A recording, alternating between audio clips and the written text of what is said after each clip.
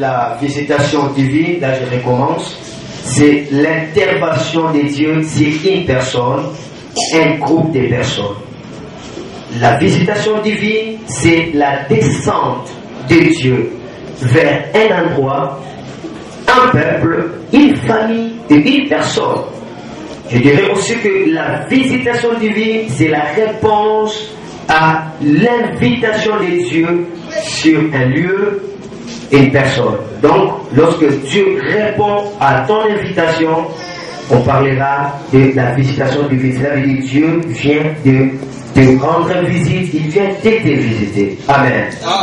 Je disais aussi qu'il y a la visitation personnelle, il y a aussi la visitation collective. On peut ajouter la troisième sorte de la visitation, c'est la visitation nationale. La visitation personnelle, cela veut dire que Dieu vient te visiter personnellement. Il y a des exemples dans la Bible où des gens ont vécu la visitation personnelle. Prenons l'exemple de Gédéon. La Bible déclare que Gédéon est en train de battre le fourment. Soudain, l'ange de l'Éternel est venu le visiter. L'ange de l'Éternel, c'est Dieu lui-même. Amen. Donc, Gédéon a expérimenté ce qu'on appelle la visitation divine. Abraham aussi a vécu la visitation divine. Amen. L'Éternel est venu le visiter. Alléluia. Là, c'est la visitation divine. Et nous parlons de la visitation collective, peut-être dans une famille, dans un groupe de gens. On parle de la visitation collective. Là, je pourrais parler de la famille de Corneille. Amen. Dans la famille de Corneille, lorsque l'apôtre Pierre est venu prêcher, est venu de parler de Christ, la Bible dit, le Saint-Esprit est descendu dans cette maison. Tous s'est mis à parler à l'âme. Cette action veut dire la visitation collective, la visitation de la famille. Là, Dieu peut visiter tout un quartier, Dieu peut visiter ta famille, Dieu peut visiter toute l'église et saisi par la présence tangible de Dieu. Cette action, on parlera bien de la visitation divine collective. Il y a aussi la visitation divine nationale. Et là, l'Éternel est en train de visiter tout un pays. L'Éternel peut visiter toute une nation. Vous allez sentir que la nation est touchée par la présence de Dieu. Le langage des hommes commence à changer. C'est une aussi qualification de la visitation, disons c'est une preuve de la visitation dans cette nation-là. Ma prière ce matin, alors que tu es en train de m'écouter, que le Saint-Esprit vienne te visiter particulièrement au nom de Jésus. J'aimerais que tu commences à réveiller ceux qui sont en train de dormir. Ce n'est pas gentil ou saboter Jésus-Christ. C'est Jésus qui avait dit ça. Amen. Amen. Acclamez Jésus le nom. Gloire à Jésus. Dans la visitation, Dieu manifeste sa gloire, sa puissance. Dieu touche et part et transforme. Donc lorsque Dieu vient visiter, il va commencer à manifester sa gloire. On ne peut jamais dire que je suis visité par l'Éternel sans au préalable que tu puisses palper la gloire de Dieu. La visitation de Dieu marche avec des colis de la gloire de Dieu. Or, la gloire de Dieu te fera que tu sois quelqu'un de respectable dans la vie. La gloire de Dieu te fera que tu sois quelqu'un de brillance. La gloire de Dieu va t'amener plus loin dans la vie. Parce que la gloire de Dieu, c'est le visage de Dieu dans sa rayonnement. Le visage de Dieu dans sa magnificence. Le visage de Dieu dans sa brillance. Et il faut soutenir avec moi que la gloire va te permettre de toucher une renommée que tu n'as jamais touchée. La visitation de Dieu amènera la gloire de Dieu à être manifestée, à ne pas être cachée, mais à être manifestée. Il y a aussi la puissance de Dieu qui accompagne la visitation divine. Lorsque l'Éternel te visite, tu expérimenteras une puissance de Dieu. Vous savez, la puissance est bien du mot grec dunamis, qui veut dire tout simplement la capacité miraculeuse, la capacité habilitante, la capacité d'agir, ainsi que la puissance explosive. Lorsque l'Éternel te visite, tu auras la puissance explosive. C'est quoi la puissance explosive? C'est la puissance détonnaire, c'est la puissance de quoi? De dynamique. Lorsqu'on parle de dynamite, veut dire tout simplement l'explosion. C'est comme une bombe à l'atomique, on est en train de lancer et dans cet endroit, il y a des murs qui s'écroulent. Alors la visitation divine permettra à ce que tu sois quelqu'un qui va écrouler tous les murs de barrage devant toi. La visitation divine fera que tu sois quelqu'un qui va écrouler toute personne qui s'élèvera en taille devant toi, sera taillée en pièces. Oh, ça c'est merveilleux. Lorsque l'Éternel vient te visiter, ce qui était tressé sera courbé. Lorsque l'Éternel te visite, ce qui était en taille, alléluia, perdra la taille, deviendra en pièces. Lorsque l'Éternel te visite, ce qui était gonflé, va perdre le gonflement et sera mignette. Oui, l'Éternel visite pour amener la puissance. C'est pourquoi la Bible dit ton Dieu ordonne que tu sois puissant. Mais la puissance de Dieu marche avec la visitation divine. Lorsque l'Éternel arrive à te visiter, tu seras vraiment puissant. Cela veut dire quoi? Tu seras une personne capable d'écrouler des montagnes, une personne capable d'écrouler des murs, une personne capable d'écrouler des murailles, une personne capable d'avancer. Celui qui a la puissance, nul ne tiendra devant lui, nul ne résistera devant sa présence. Parce que la puissance, c'est plus que les bombes anatomiques. La puissance, c'est plus que l'explosion. Cette puissance accompagne la visitation de Dieu. Alléluia. C'est merveilleux lorsque l'Éternel arrive à visiter une vie. Alléluia. Et une famille qui est visitée par l'Éternel, c'est une famille qui verra la puissance de Dieu. Or, la puissance de Dieu a pour rôle de détruire et de faire fléchir la puissance de l'ennemi. Alléluia. Alléluia. Si tu vois que les choses de ta vie ne marchent pas parce qu'il y a une puissance contraire qui est en train d'influencer ta vie, en fait que ce que Dieu a fait pour toi, a voulu faire pour toi, n'arrive pas à s'accomplir, mais il y a aussi une puissance qui va permettre que tu sois dans la page de l'histoire que l'Éternel a tracée pour toi. Je déclare ce matin, un livre sera ouvert. Je dis qu'un livre sera ouvert. Ce n'est pas n'importe quel livre, c'est le livre de ta destinée. Ce n'est pas n'importe quel livre, c'est le livre de ton appel. Ce n'est pas n'importe quel livre, c'est le livre de ton histoire. Il faut que ce livre soit ouvert. Mais par la puissance de Dieu, ce livre sera ouvert. Or, cette puissance arrive avec la visitation divine. Alléluia. Tout celui qui est visité, sa vie va changer. Tout celui qui est visité, il était faible et deviendra fort. Je remarque que celui qu'on appelle Gédéon, la Bible déclare qu'il battrait des froment. Cela veut dire qu'il était quelqu'un qui était à la moulin. Quelqu'un qui était à la moulin. Lorsqu'on parle de moulin, c'est seulement des machines de foufou. Et lui était là en train de faire des moulins. Mais lorsque la visitation de Dieu est apparue auprès de lui, lui qui était le patron des froment, le faiseur des moulins, il est devenu le roi en Israël. Voilà comment la puissance peut faire ressusciter ce que le diable avait enterré. Je prie au nom de Jésus que ce que le diable avait enterré dans l'histoire de ta vie soit ressuscité au nom de Jésus. Alléluia. Ça, c'est le merveille de la visitation divine. Et j'avais dit aussi que la visitation divine permettra de te toucher, de t'impacter et de te transformer. Alléluia. Dieu ne peut pas visiter une vie sans pourtant l'avoir touché, impacté et transformé. Touché, impacté et transformé. Quand Dieu te touche, ta courbature deviendra le redressement.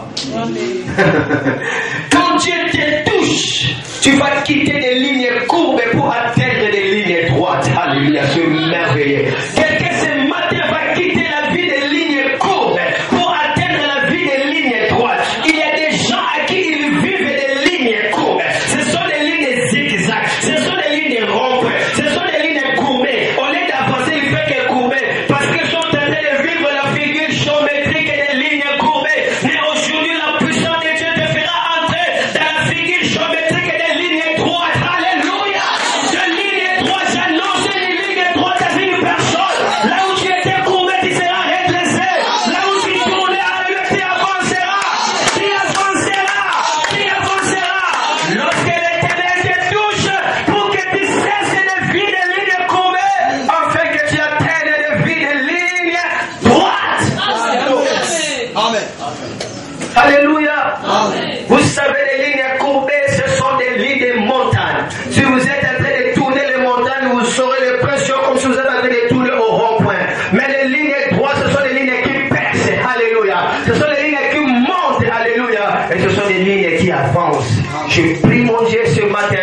et tu avances dans le nom de Jésus-Christ de Nazareth. Il faut que Dieu te touche. Amen. Si Dieu te touche, il te laissera quelque chose de la divinité en toi. Or, la visitation divine permettra à Dieu de te toucher. Lorsqu'il te touche, tu diras quelque chose s'est passé. Maintenant, je sais, il m'a touché. Je suis transformé. Oh là là là là là là. Lorsque l'Éternel te touche, tu seras transformé. Le toucher de Dieu arrive avec la visitation divine. Quelqu'un peut acclamer le Seigneur.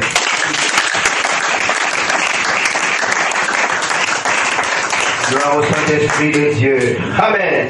Il se passe toujours quelque chose d'inhabituel. Quelque chose d'extraordinaire dans la visitation divine.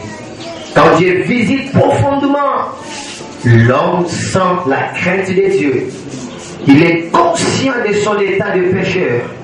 Il se répand et change d'attitude. Amen.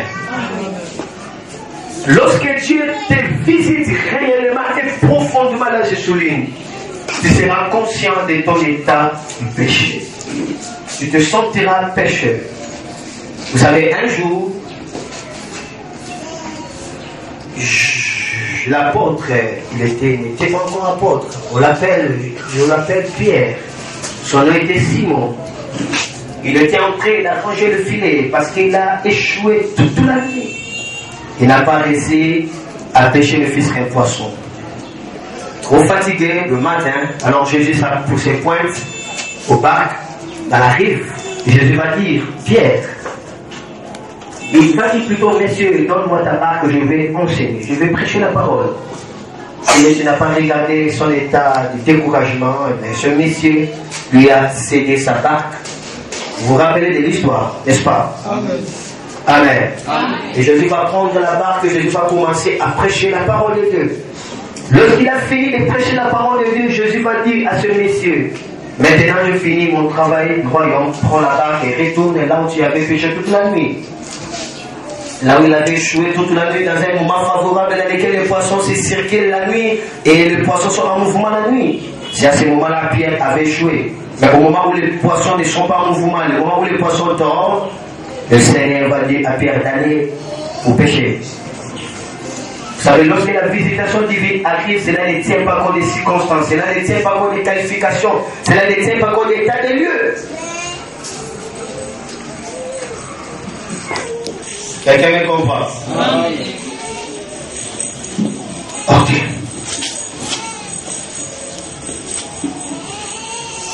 Le monsieur Pierre va écouter la parole de Dieu, il va se lancer à la mer pour aller plus vite. Et là, il a jeté le filet. Et la Bible dit, en jetant le filet, l'apôtre Pierre qui n'était pas compris, mais c'est Simon, il a pris beaucoup de poissons, de sorte que lui seul ne pouvait pas tirer les poissons à cause d'un grand poids qui était dans le filet. Et monsieur Simon va appeler notre monsieur du nom de Jacques, d'autres aussi c'était Jean, tous étaient les fils de Zébédée, Jean et Jacques. Il a appelé ce monsieur et ils sont venus pour aider l'apôtre Pierre afin qu'il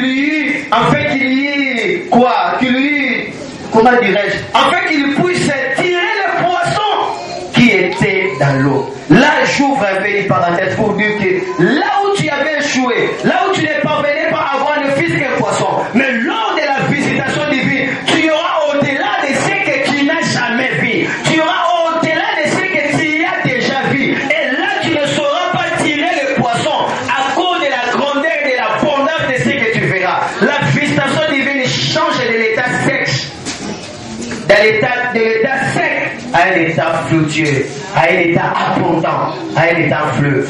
Et le Messie a pris beaucoup de poissons et arrivé à ce miracle. La Bible dit, l'apôtre Pierre, le Messie Simon va dire, retire-toi de moi, Jésus, parce que moi, je suis un homme pécheur. Pourquoi il a dit ça? Parce qu'il a expérimenté profondément la visitation divine. La visitation divine va faire à ce que tu sois conscient de ton état du pécheur, de ton état de l'impureté. Lorsque tu racontes la visitation divine,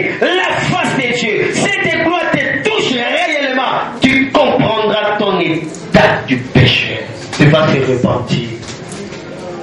Je suis en train de voir un normal, quelqu'un dit que Jésus a été visité alors qu'il demeure toujours dans la prostitution. Il a été visité, il demeure toujours dans le péché. Non, là tu n'as jamais été visité. Toute personne qui a été visitée par l'Éternel, ils ont changé de vie. Ils ont reconnu leur état de péché.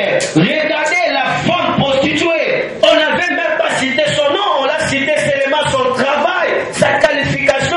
Elle était une prostituée de haut niveau. Une prostituée connue de la vie de l'Israël. Mais lorsqu'il a rencontré Jésus, lorsque cette femme a rencontré Jésus, la Bible déclare la femme a commencé à pleurer, à pleurer, à pleurer, à pleurer, jusqu'à ce qu'elle va prendre le parfum pour répandre dans le pied de Jésus. La visitation divine fera révéler ton état de péché.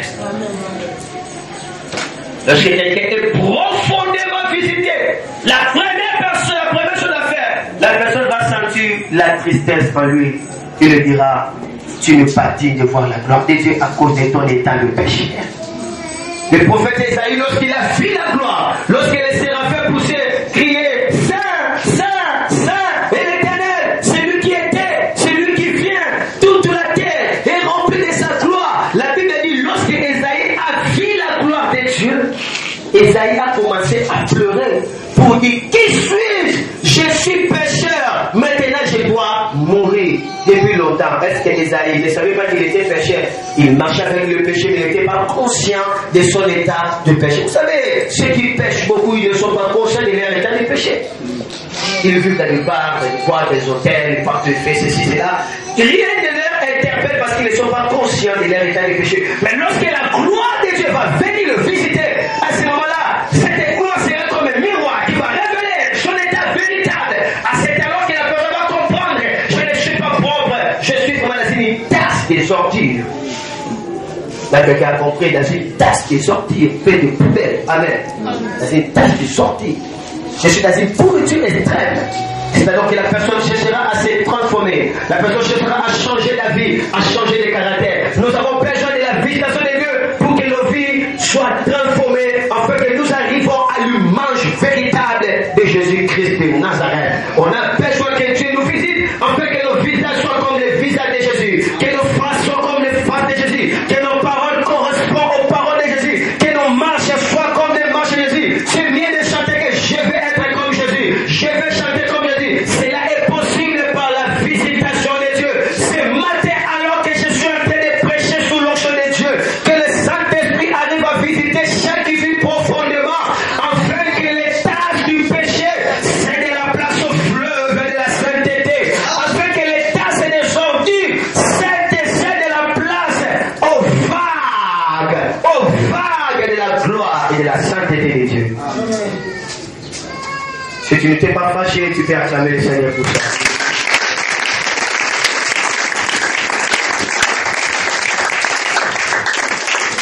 Alléluia. Alléluia.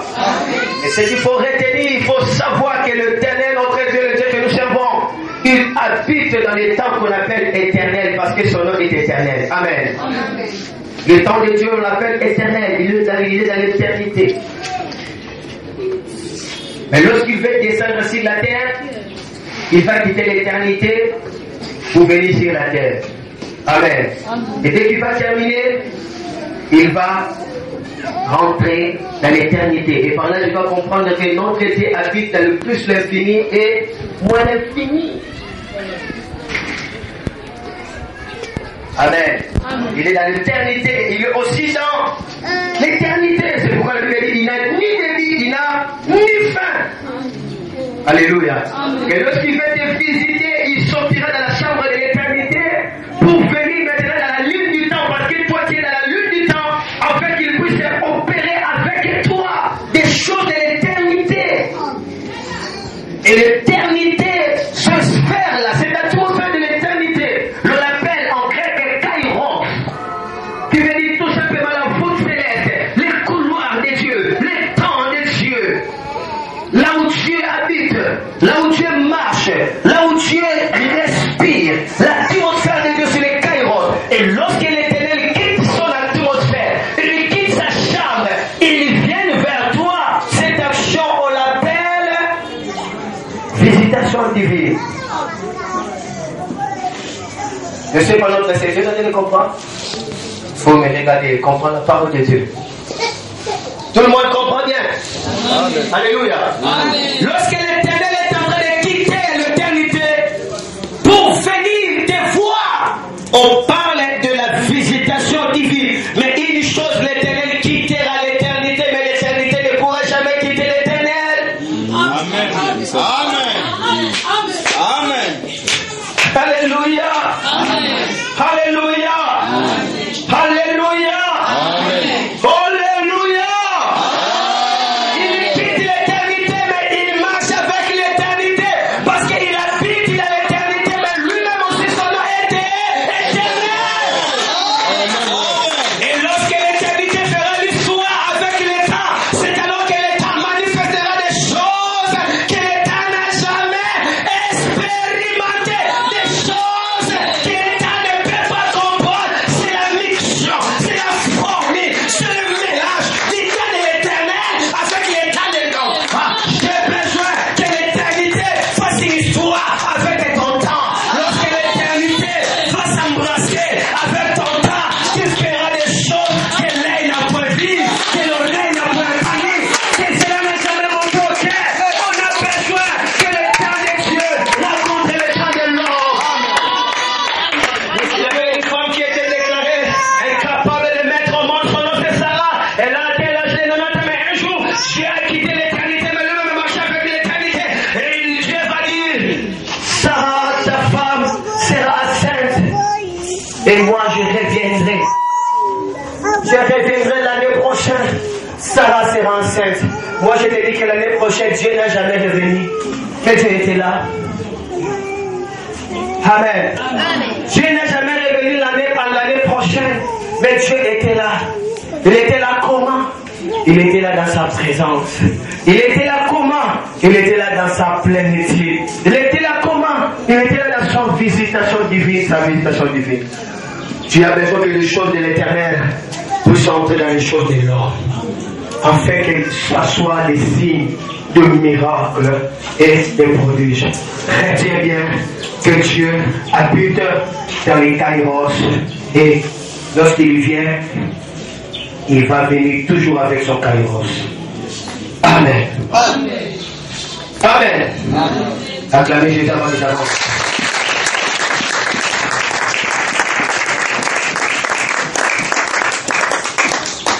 C'est la raison pour laquelle les anges savent que Dieu habite dans les kairos. J'avais dit que les kairos, c'est le couloir de Dieu, c'est le temps de Dieu, c'est l'atmosphère de Dieu.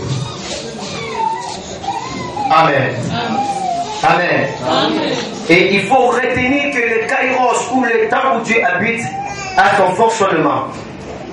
Le temps de Dieu, les kairos fonctionnent par la gloire, la sainteté. Dis la gloire et la sainteté. C'est le fonctionnement du kairos. Amen. Le couloir de Dieu, la respiration de Dieu, l'atmosphère de Dieu fonctionne mieux dans la sainteté et dans la gloire. Comme toi aussi, tu as ton atmosphère. Connais-tu les noms de ton atmosphère? L'homme habite où? Dans son atmosphère, l'atmosphère de l'homme, des étudiants, on l'appelle comment? N'est-ce pas, c'est l'oxygène? J'ai bien dit. Hein? Je vous pose la question. L'atmosphère de l'homme, tu lui permets qu'il soit bien, c'est quoi? L'oxygène. N'est-ce pas? N'est-ce pas, c'est l'oxygène? C'est l'oxygène qui te permet de dire respirer, n'est-ce pas? Mais cet oxygène-là a besoin des éléments pour que cela soit bien fonctionné. On parle de l'air. Il ne faut pas que l'air soit pollué, n'est-ce pas? Oui. Il faut qu'il y ait des arbres, n'est-ce pas? Oui. C'est pourquoi on est en train de battre une campagne qu'on appelle quoi? Réchauffement climatique. Nous devons protéger quoi? L'environnement, particulièrement quoi? Les arbres et les forêts, n'est-ce pas? Parce que les arbres vont protéger les oxygènes, n'est-ce pas? Les arbres vont permettre à ce que les oxygènes soient fraîches, n'est-ce pas? Lorsqu'il n'y a pas des arbres, il y aura des réchauffements terribles et là l'oxygène sera pollué, n'est-ce pas? Lorsqu'il y a trop de fumée, il y a trop de matière toxique dans des usines, des soldats de la sont en train de polluer l'oxygène, n'est-ce pas? Il faut que cela soit purifié. Des cadavres, des pourritures sont en train de polluer l'atmosphère. Pour que l'atmosphère soit en bon état, il faut qu'il y ait les arbres, il faut qu'il y ait aussi la propreté. C'est alors que les gens vont bien respirer. Si tu vas en Europe, nous sommes toujours dans la même planète. C'est quelle planète? Nous sommes dans quelle planète? Nous sommes dans quelle planète, mesdames et messieurs? La France est dans quelle planète? Congo dans quelle planète? Mais qu'est-ce qui marque la différence? Là-bas, il y a la propriété, l'oxygène est bien protégé, bien entretenu, mais ici, l'oxygène n'est pas bien entretenu. C'est pourquoi là-bas, tu vas bien respirer. Ici, il y a des endroits, si tu entres, tu n'arriveras pas à mieux respirer à cause de saleté. De même que Dieu a des endroits, dès qu'il arrive, il n'a pas le désir d'aller rapidement au ciel. Dieu se sent confortable comme au ciel. Et Dieu a aussi des endroits, lorsqu'il arrive, il fera que quelques secondes va partir rapidement au ciel. Parce que c'est un endroit contre le kairos, contre son atmosphère. L'endroit pourri dans l'incrédulité. L'endroit pourri dans les doutes. L'endroit pourri dans le péché. Ce sont des endroits où Dieu ne peut pas respirer. Mais le fonctionnement des kairos demande la gloire et la sainteté. Or, la gloire et la sainteté marchent ensemble avec l'adoration. Là où il y a l'adoration, Dieu se retrouve calmement. Là où il y a l'adoration, Dieu va demeurer, Dieu va agir, Dieu va rester longtemps. Si tu veux être l'ami de Dieu, si tu veux la visitation continuelle et habituelle, prépare le terrain qui mettra l'oxygène de Dieu à l'aise. C'est l'adoration d'un cœur pur. Quelqu'un m'a compris? Quelqu'un m'a-t-il compris? C'est pourquoi les anges ont compris cela. Plus les anges crient saint, crient saint, crient saint, plus la présence de Dieu est en train de couvrir les anges. Les anges aussi adorent chaque jour afin qu'ils arrivent à mieux respirer et à mieux vivre les kairos. Parce que les kairos sont en train de mettre aussi à l'aise les anges. Les anges aussi vivent dans cette atmosphère-là. Mais il faut mieux entretenir l'atmosphère. C'est la raison pour laquelle les anges sont en train d'adorer nuit et jour. Amen. Ange bazali ko adorer na tongo pe na pokwa pona ba batela atmosphère ya bosantu pe ya bonzambe. Ya wana ba ange ba adora. Ata ange ali na se awa ko banaka ko adorer parce que celui qui a stoppé adoration, ange a commis la bombe, comme un ange inspiré. Amen. Mon ange va je vais mourir parce que l'ange est déconnecté de l'atmosphère qui le permet de vivre. L'atmosphère de Dieu, c'est la louange et l'adoration. Plus tu adores, plus tu es en train d'attirer la visitation de Dieu sur ta vie. Et lorsque Dieu arrive à te visiter, ça c'est le bien que le lieu où tu es va changer. Amen. Amen. Amen. Amen.